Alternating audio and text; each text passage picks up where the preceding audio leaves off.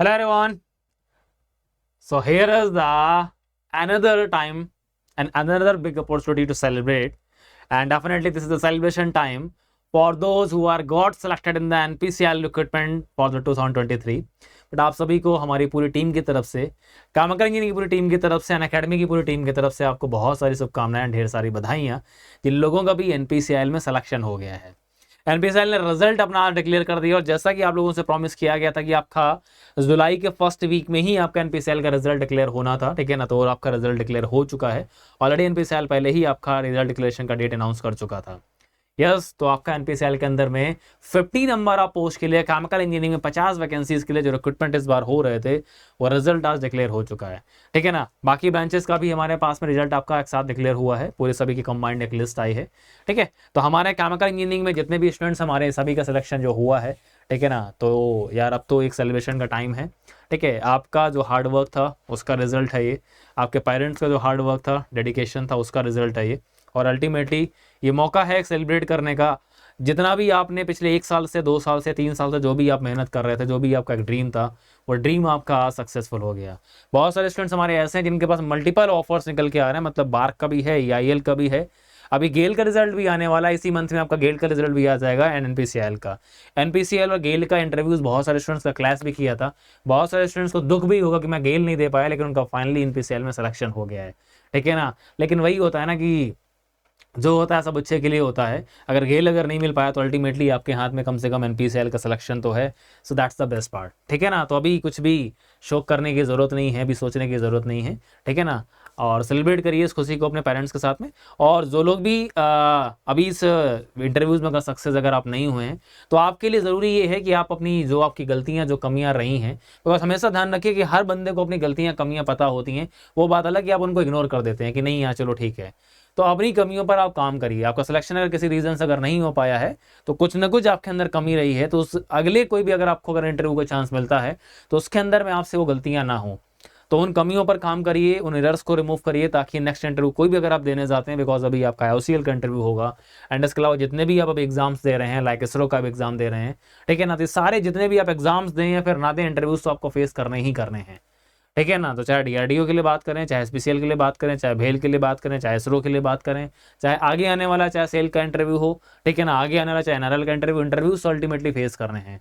तो अगर इस इंटरव्यू में अगर आपका नहीं हुआ है, ठीक है ना, तो आपके लिए ज़रूरी ये नहीं है कि आपका आने वाले कोई इंटरव्यू में सिलेक्शन नहीं होगा, ठीक है ना। एक बार अगर रिजेक्शन मिला है तो इस फेलियर से कुछ ना सबक लीजिए, ठीक है ना, ताकि नेक्स्ट आपके पास में जो है ना वो फेलियर आने से पहले आपको अपनी गलतियां अगर पकड़ में आ जाती हैं तो वो सबसे अच्छी चीज़ होती है, ठीक है ना।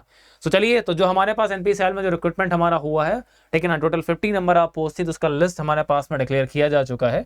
एग्जीक्यूटिव ट्रेनिंग की पोस्ट हमारे पास में दी जाती है NPCIL के अंदर में, ठीक है।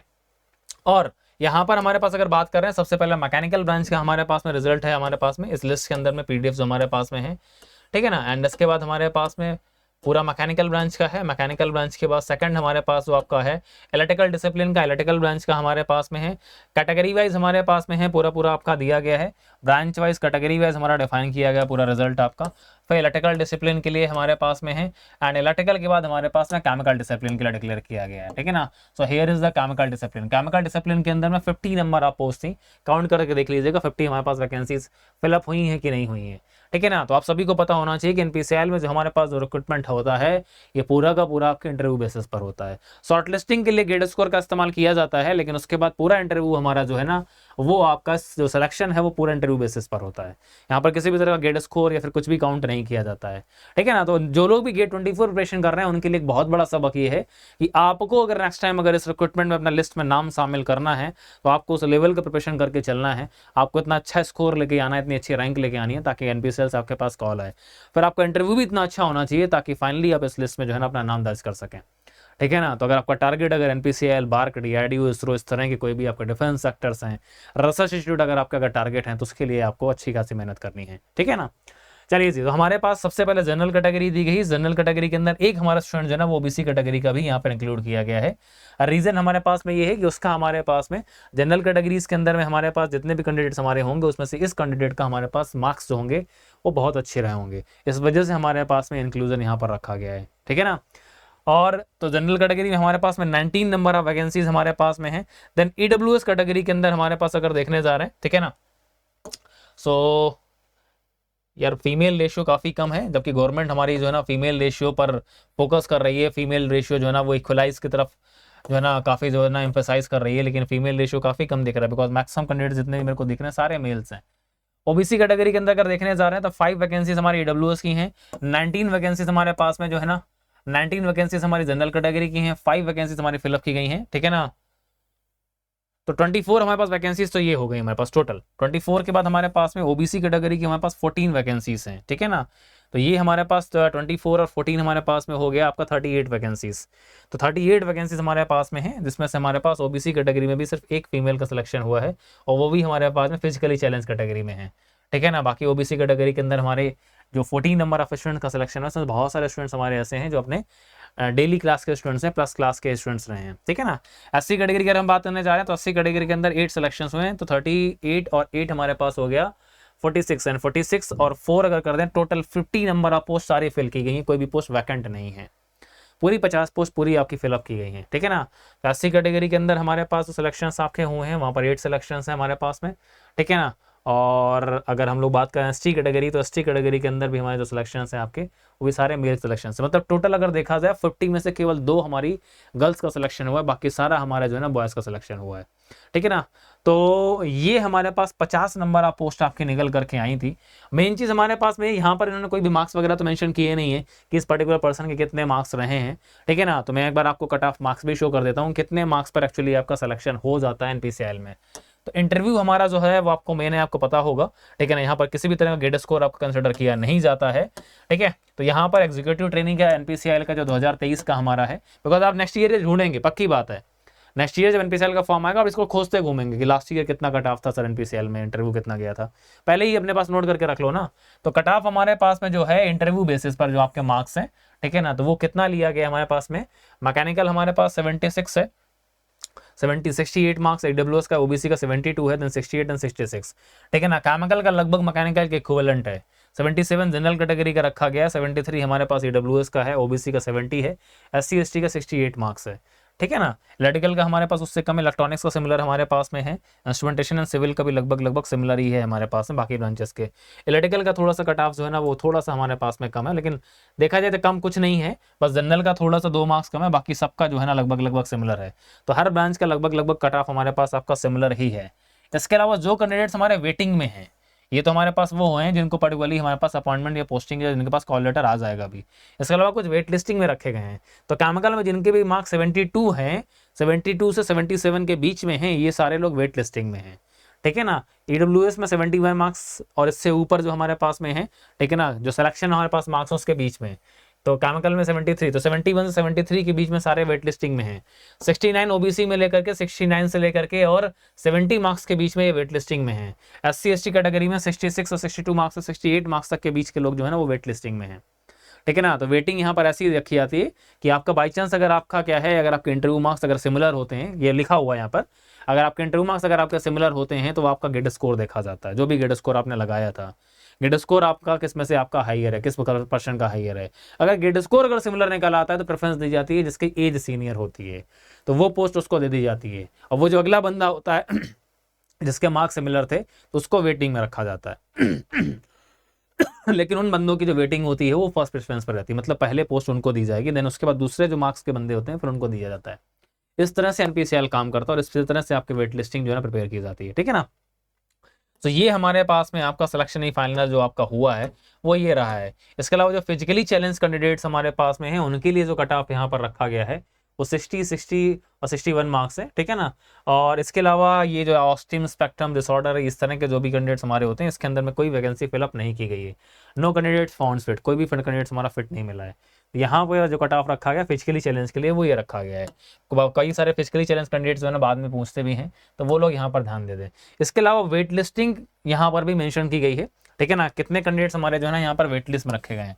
पहला मैकेनिकल ब्रांच की बात की गई है। मैकेनिकल ब्रांच के अंदर में टोटल हमारे पास में जो है 48 हमारे पास में रखे गए हैं। जनरल कैटेगरी में 48 लोगों की वेट लिस्टिंग है जनरल कैटेगरी में, ठीक है ना। एंड देन ईडब्ल्यूएस कैटेगरी में हमारी जो रखी गई है वेट लिस्टिंग वो 12 लोगों की है। ओबीसी में हमारे पास में है, ओबीसी में 12 लोगों की है, ठीक है ना। एंड नहीं 12 नहीं है, ओबीसी में हमारे पास 36 लोगों की है। एससी कैटेगरी में मैकेनिकल की बात कर रहा हूँ, ये मैकेनिकल की है एक्चुअली। एसटी में हमारे पास, देन इलेक्ट्रिकल की बात कर रहे हैं। वेट लिस्टिंग काफ़ी रखी जाती है बिकॉज आपको पता भी एनपीसीएल के बाद बहुत सारे आपके अभी इंटरव्यूज होने हैं, तो वहाँ पर बहुत सारे स्टूडेंट्स का जब सिलेक्शन होता है तो वो लोग क्या करते हैं, सीट्स वैकेंट छोड़ देते हैं। इसलिए यहाँ पर वेटिंग अच्छी रखी जाती है। एनपीसीएल के अंदर में सीट जल्दी वैकेंट नहीं होती हैं। हाँ, वो सारे सिलेक्शन होने के बाद वेटिंग क्लियर होने के बाद जो है ना कुछ लोग जैसे सपोज मान लीजिए 1 साल एनपीसीएल में जॉब कर लिया, नेक्स्ट टाइम उसका जो है ना ओएनजीसी हो गया या नेक्स्ट टाइम उसका मार्क मिल गया, तो फिर सीट आपके अगले साल वैकेंट हो जाती है। तो नेक्स्ट रिक्रूटमेंट जब भी होता है वहाँ वो सीट कंसिडर कर ली जाती है। इस तरह से हमारे पास में काम होता रहता है। जनरल कैटेगरी में हमारे पास जो वेटिंग आपकी रखी गई है, ठीक है ना।